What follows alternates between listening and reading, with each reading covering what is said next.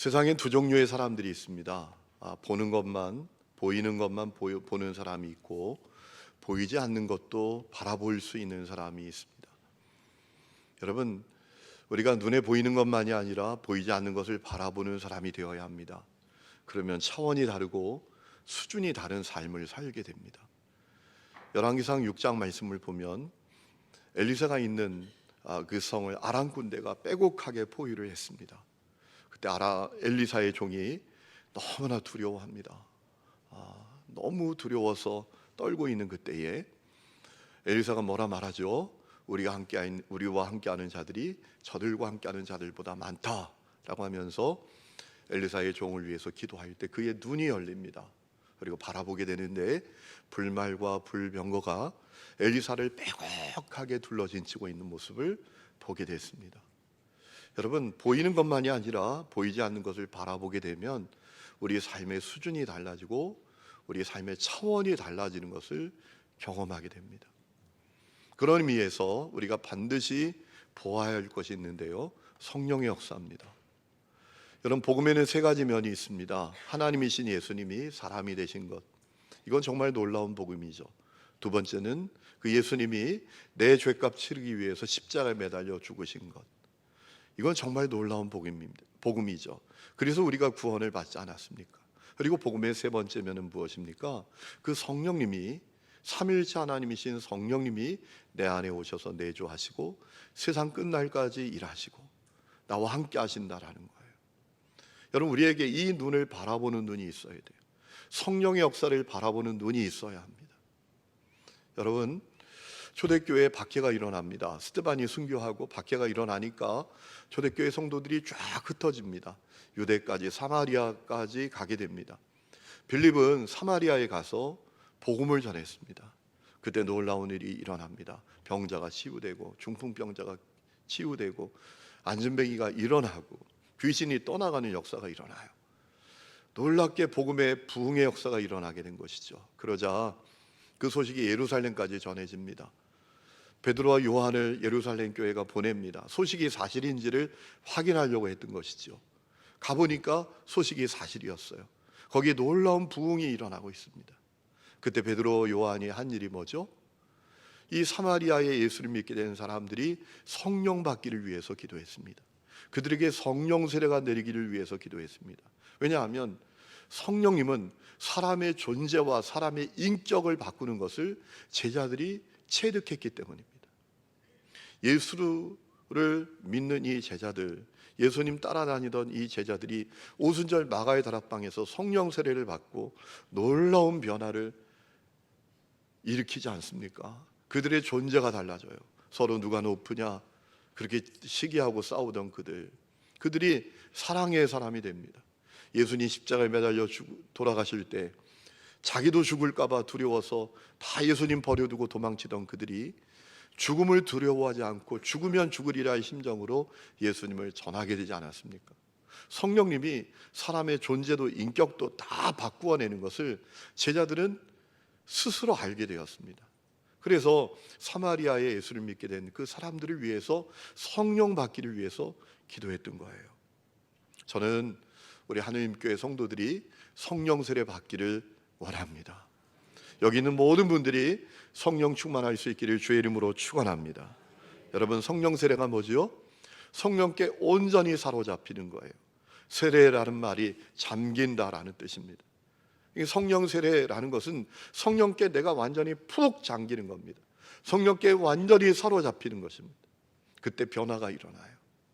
그때 내 존재가 바뀝니다. 마음이 바뀌고 말이 바뀌고 태도가 바뀌고 인격이 바뀌고 그의 존재가 완전히 달라지는 역사가 일어납니다.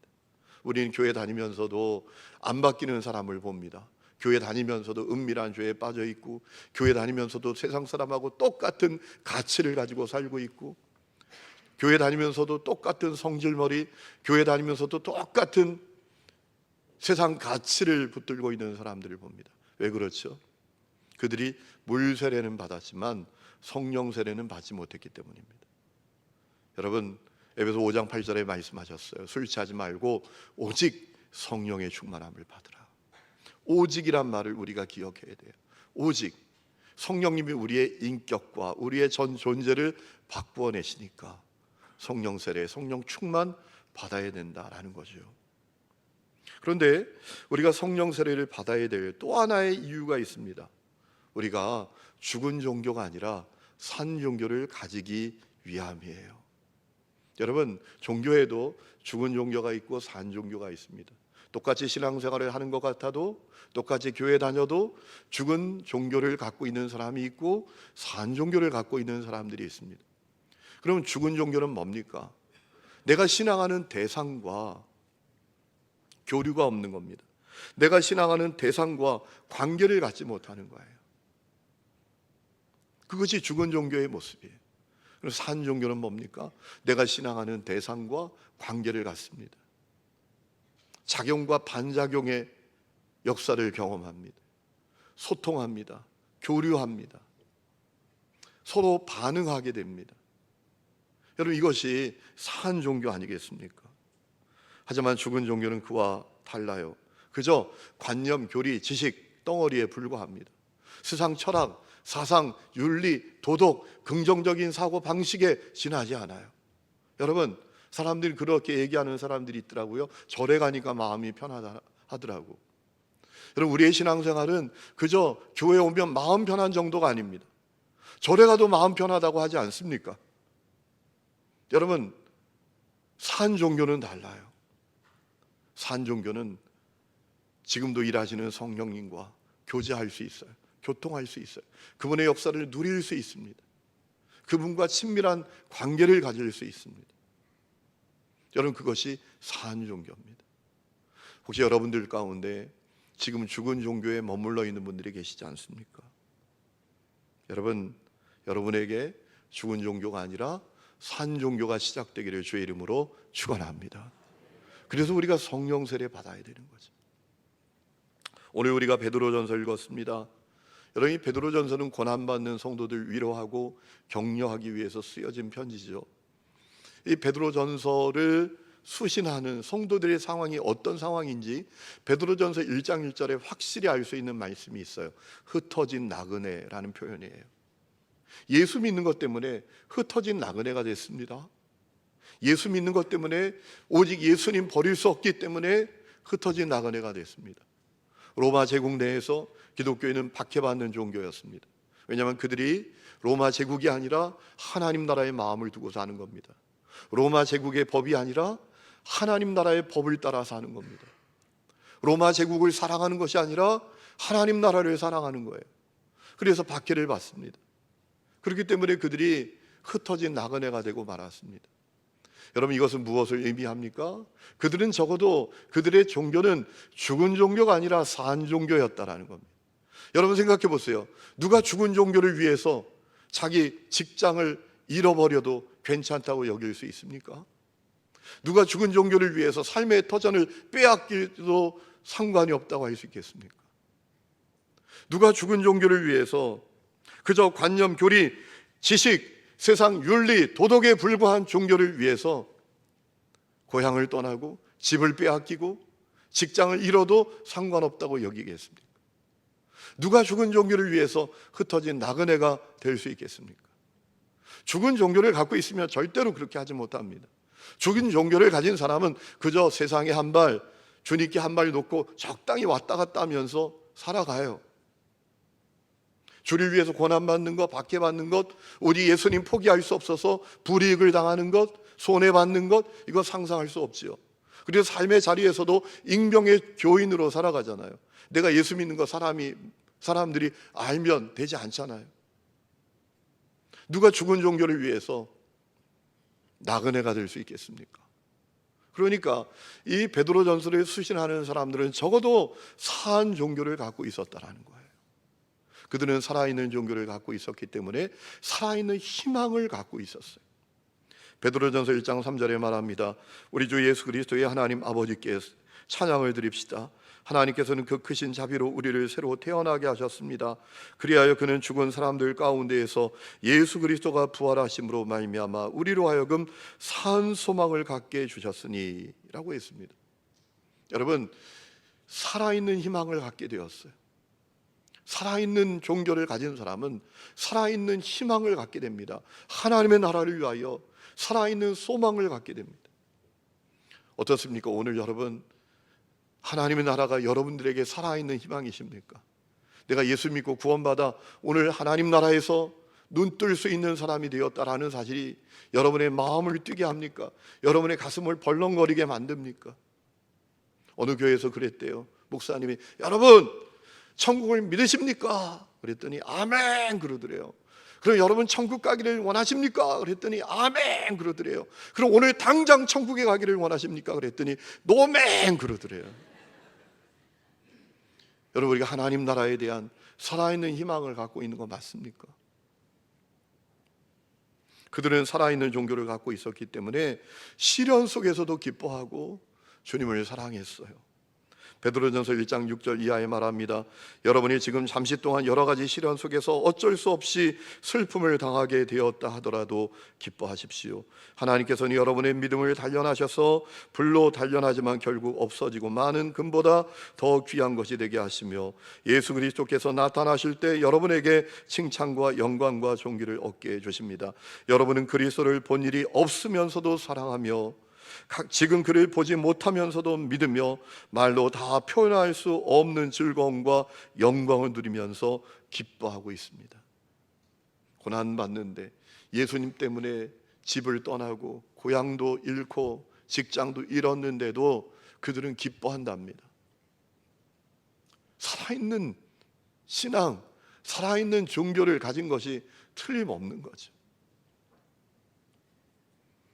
여러분, 베드로는 그처럼 살아있는 종교를 가진 사람들에게 그들이 어떻게 행해야 될지를 베드로전서를 보면 쭉 알려줍니다. 요약하면 이런 거죠. 육체의 정욕을 제어해라. 위에 있는 권세에게 복종해라. 사랑하고 공경하라. 아내와 남편은 서로 사랑하고 순종하라. 그리고 마지막으로 끝으로 아주 중요한 이야기를 하는데 축복하며 살아라 라고 해요. 여러분, 베드로전서 3장 8절 우리가 읽은 말씀에 이렇게 말하죠. 마지막으로 말하노니 너희가 다 마음을 같이하여 동정하며 형제를 사랑하며 불쌍히 여기며 겸손하며 악을 악으로 욕을 욕으로 갚지 말고 도리어 복을 빌라. 이를 위하여 너희가 부르심을 받았으니 이는 복을 이어받게 하려 하심이라. 마지막으로 말하니, 끝으로 말한다. 여러분, 끝에 이야기하는 것 가장 중요한 이야기하는 거잖아요. 가장 중요한 이야기를 한다. 복을 빌어주는 삶을 살아라. 축복하는 삶을 살아라. 너희가 이것을 위해서 부름을 받은 거야 라고 이야기합니다. 여러분, 하나님께서 살아있는 종교를 가진 사람들에게 원하시는 것이 있습니다. 축복하며 사는 겁니다. 하나님께서 성령 세례 받고 살아있는 종교를 가진 사람들에게 기대하시는 것이 있습니다. 그들이 축복하며 사는 것입니다. 여러분, 우리가 사람들을 축복할 수 있는 아주 중요한 방법을 성경 우리에게 알려주셨습니다. 그것은 뭔가 하면 그에게 안수하며 기도하며 축복하는 거예요. 안수가 뭐죠? 상대방의 몸에 손을 대거나 그의 머리에 손을 얹어서 기도하며 축복하는 거죠. 그게 안수죠. 여러분, 그 축복을 우리에게 주셨어요. 예수님께서 안수 기도를 보여주시고 안수의 축복을 보여주시고 우리에게 그렇게 하라고 말씀하셨어요. 여러분, 마가복음 10장 말씀을 보면 사람들이 어린아이들을 예수님께 데려왔을 때 예수님께서 그 어린아이들을 안으시고 머리에 손을 얹고 안수하시며 축복하셨다라고 했습니다. 병자들을 치유하실 때에도 안수하셨다라고 했습니다. 마가복음 1장 말씀을 보면 나병 환자 한 사람이 예수님께 찾아왔어요. 그가 용감하게 말합니다. 주님, 당신이 원하시면 나를 깨끗하게 하실 수 있습니다. 얼마나 놀라운 믿음의 표현이에요. 당신이 원하시기만 하면 됩니다. 원하지 않으면 모르지만 당신이 원하시기만 하면 저를 깨끗하게 하실 수 있어요.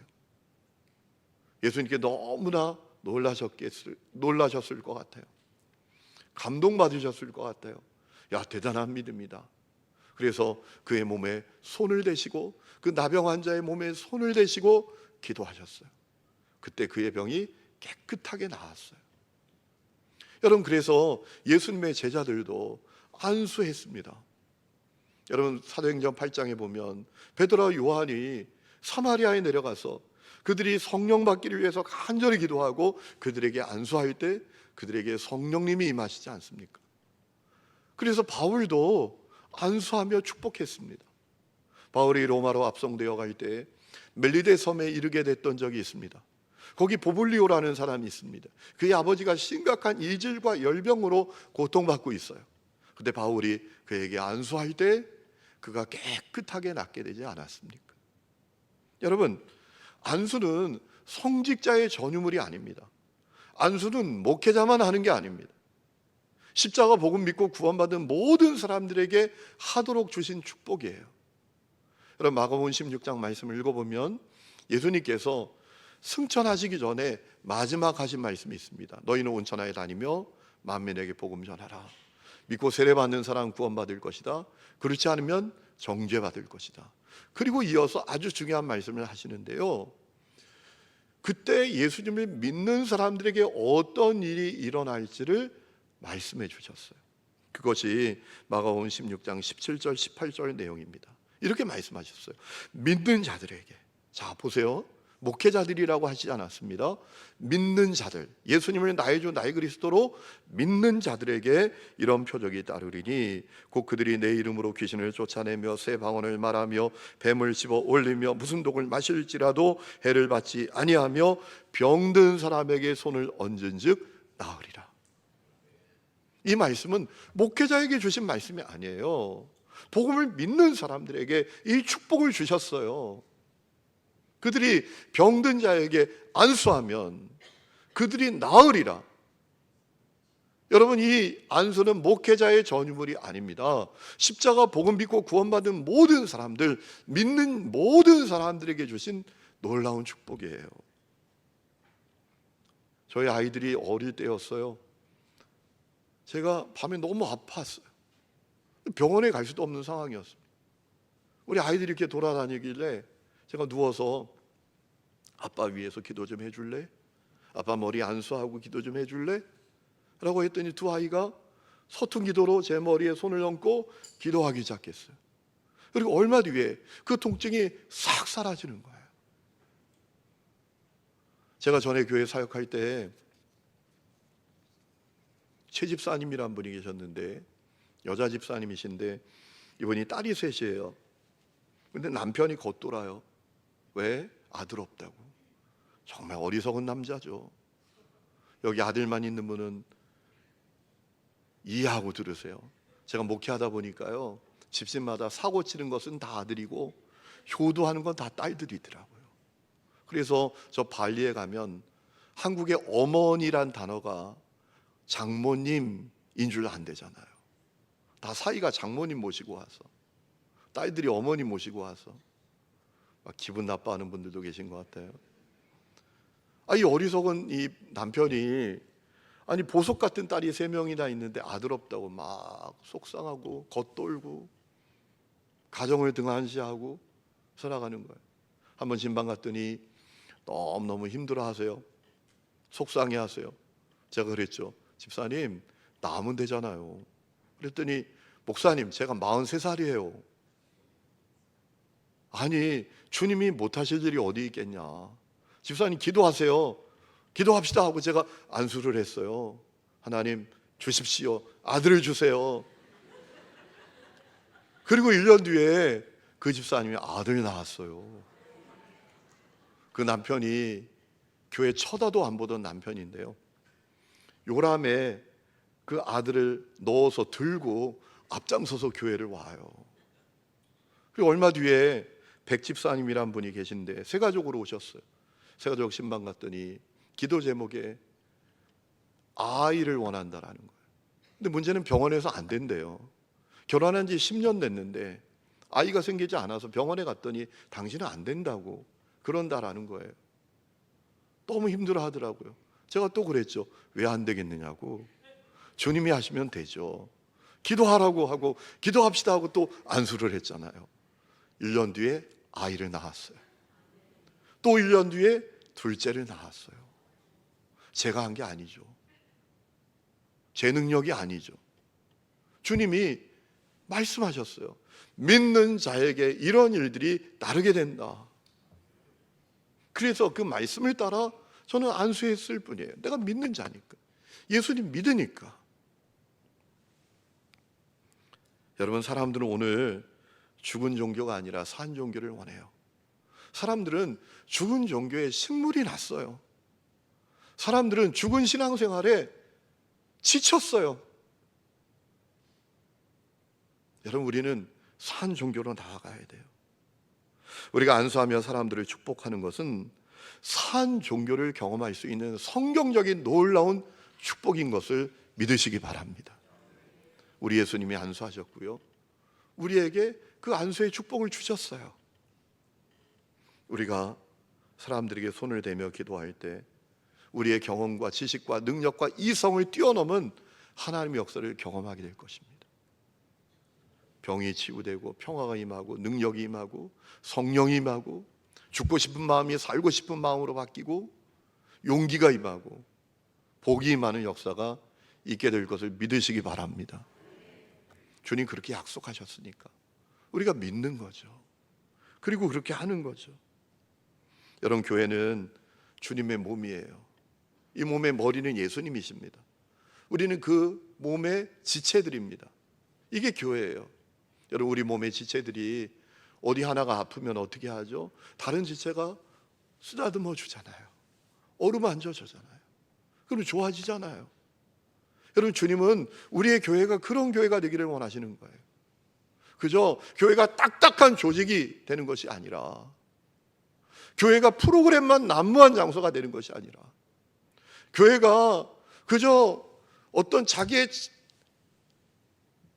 장기를 돋보이게 하고 자랑하는 그런 장소가 아니라 영적 생명력으로 충만한 장소가 되기를 원하신다라는 것이죠. 그동안 한국교회가 성도들에게 안수를 금기시했던 이유가 뭐예요? 교만한 사람들 때문입니다.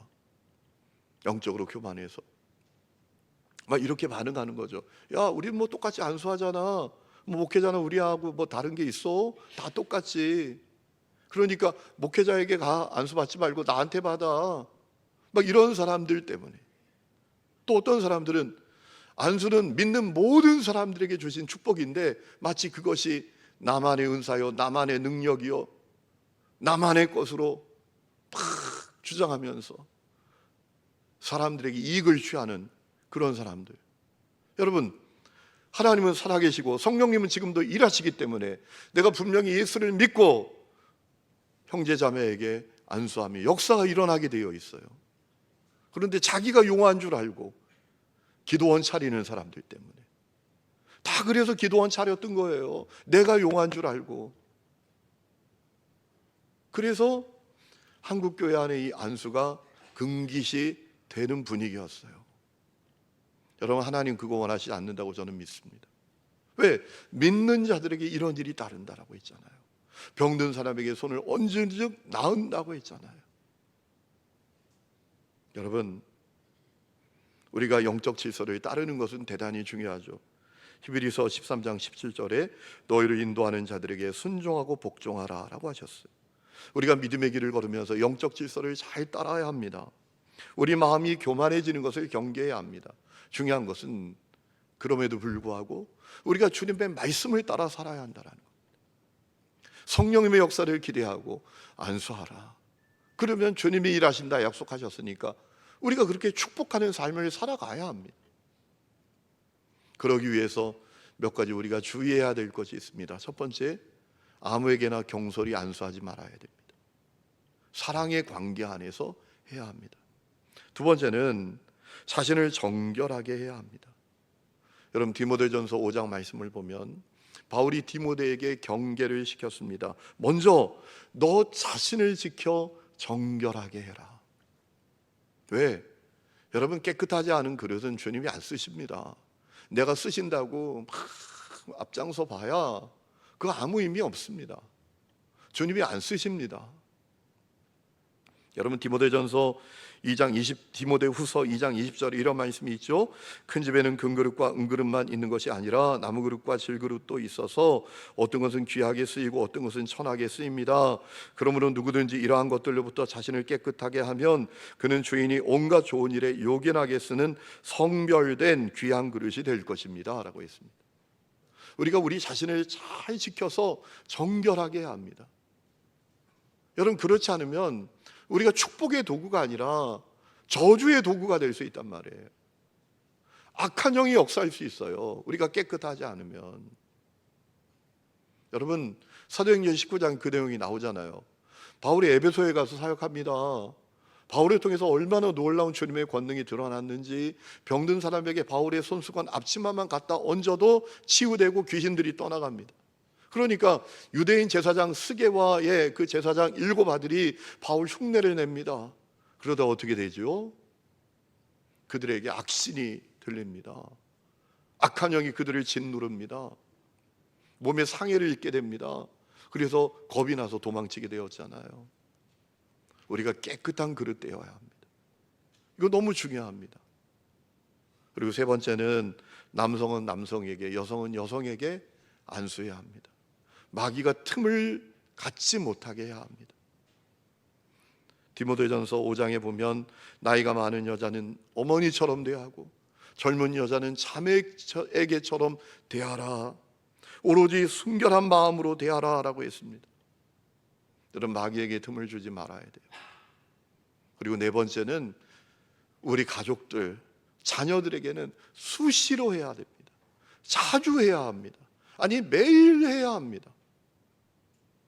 여러분, 존 웨슬리의 어머니는 자녀들을 데리고 매일 가정예배 드렸대요. 그리고 가정예배 드리고 그 많은 자녀도, 여러분 놀라지 마세요. 존 웨슬리 어머니가 자녀를 18명이나 낳았어요. 대단해요. 저는 희망이 있습니다. 우리 교회 성도들이 또 이 젊은 분들이 얼마나 아기를 많이 낳을까. 18명을 낳았다 해도 놀라지를 않아요. 그 18명을 데리고 함께 예배드리고 한 아이마다 붙들고 축복하며 기도해 줬대요. 여러분, 그것은 매일 우리에게 필요해요. 여러분, 그것이 우리가 사는 길입니다. 부모가 사는 길이에요. 여러분 생각해 보세요. 내 자녀를 축복해야 돼요. 축복하면 하나님께서 그 축복을 이루십니다.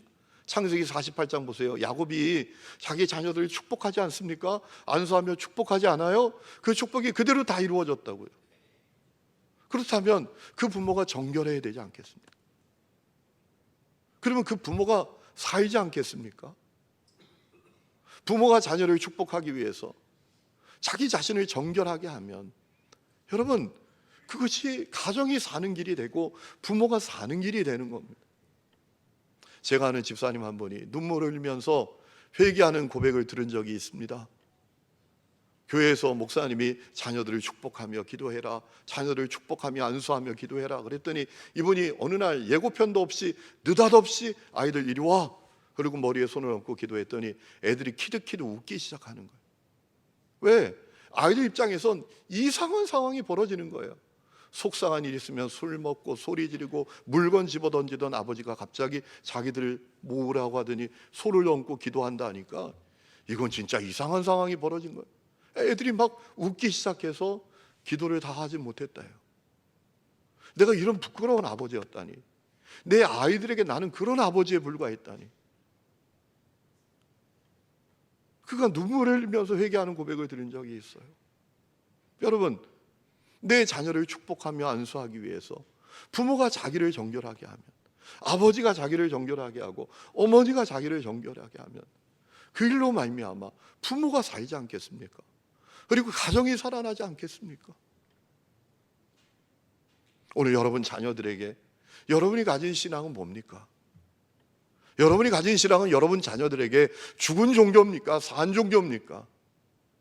우리 어머니 아버지가 저렇게 교회를 열심히 다니는데 내가 가만히 보니까 세상의 윤리, 도덕, 철학, 긍정적인 사고방식, 뭐 절에 가서 비는 거하고 별 차이가 없는 것 같다. 이렇지 않나요? 여러분, 그러므로 우리가 매일매일 내 자녀를 안수하며 축복해 주는 것은 부모가 사는 길이에요.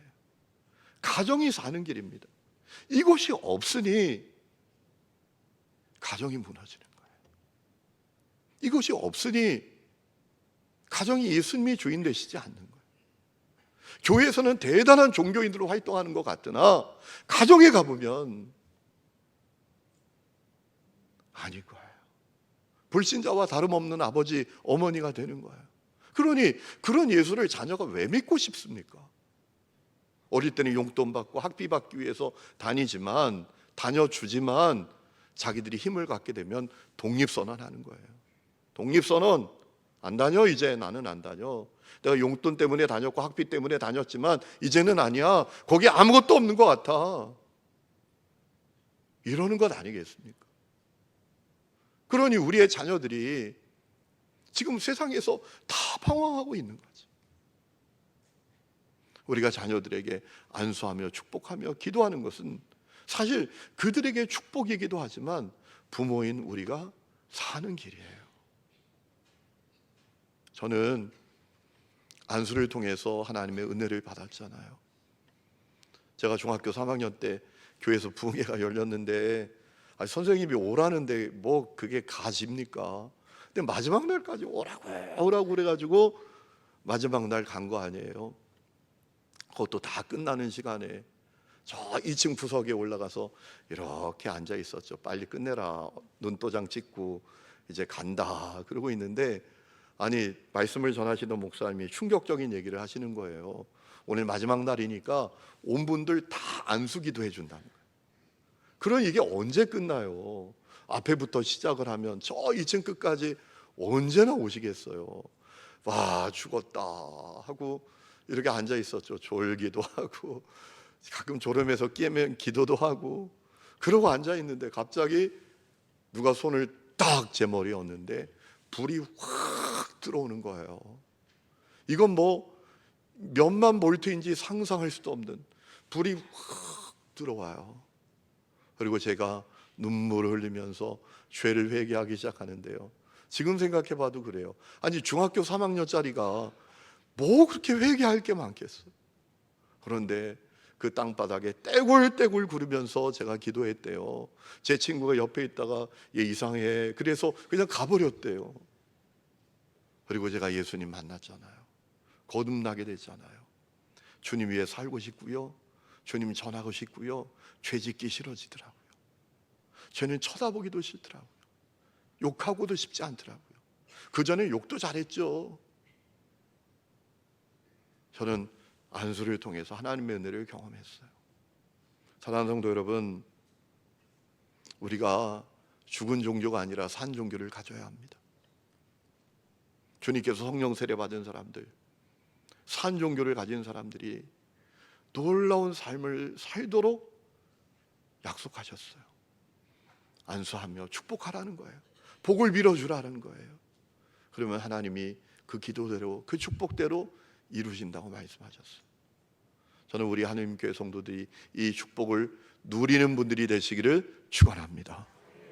축복을 보는 사람들, 듣는 사람들, 머리로 아는 사람들이 아니라 누리는 사람들이 되시기를 축원합니다.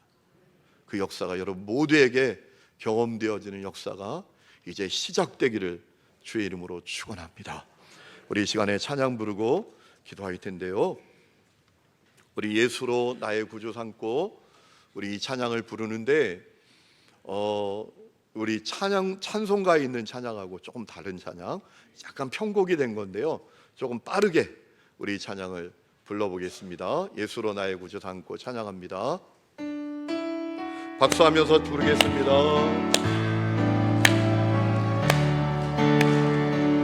예수로 나의 구주 삼고 성령과 피로써 거듭나니 이 세상에서 내 영혼이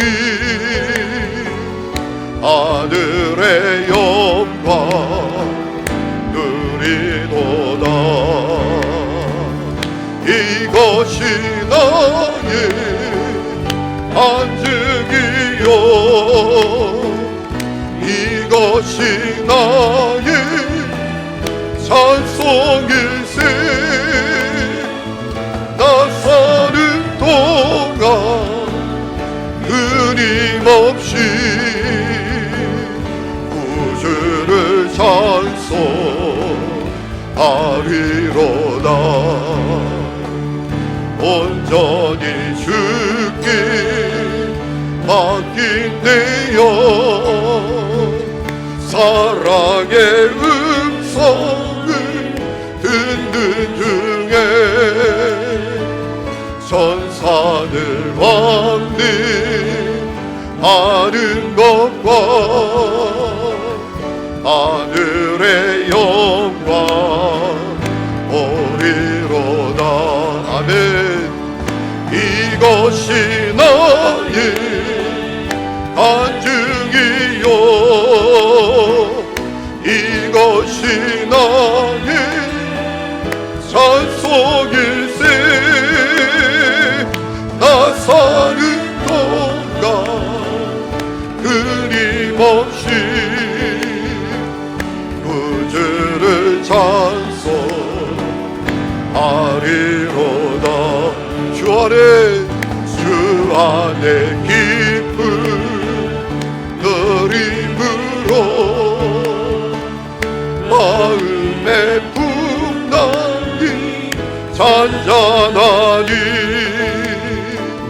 세상과 나는 간 곳 없고 구속한 주만 보이로다 아멘 이것이 나의 간증이요 이것이 나의 찬송일세 나 사는 동안 끊임없이 구주를 찬송 이것이 나의 간증이요 이것이 나의 간증이요 이것이 나의 찬송일세 나 사는 동안 끊임없이 구주를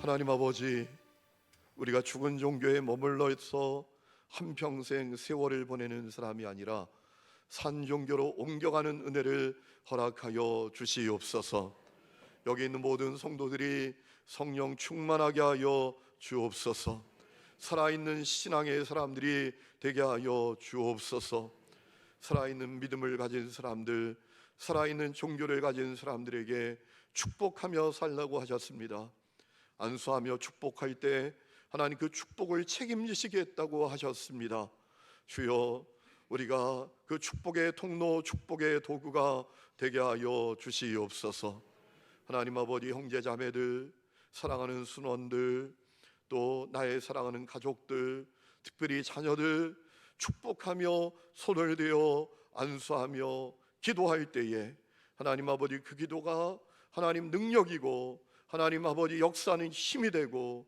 분명히 이루어지는 실제가 되는 놀라운 은혜를 경험케 하여 주시옵소서 아버지 하나님 우리가 세상을 의지하는 사람이 아니라 하나님을 바라보는 사람이 되게 하여 주시옵소서 하나님의 약속을 붙드는 사람들이 되게 하여 주시옵소서 그저 무기력한 명목상의 그리스도인으로 한평생 살다가 끝나는 인생이 아니라 살아있는 생명력으로 충만한 성령 충만한 그리스도인들이 되게 하여 주시옵소서 이제는 우리 주 예수 그리스도의 은혜와 하나님 아버지의 놀라운 사랑과 성령의 내주동행하심이 성령 세례받아 살아있는 신앙으로 안수하며 축복하며 축복의 통로로 도구로 살아가기를 원하는 사랑하는 하나님의 모든 성도들과 그 삶의 모든 부분들 위에 지금부터 영원토록 함께 계시기를 간절히 축원하옵나이다.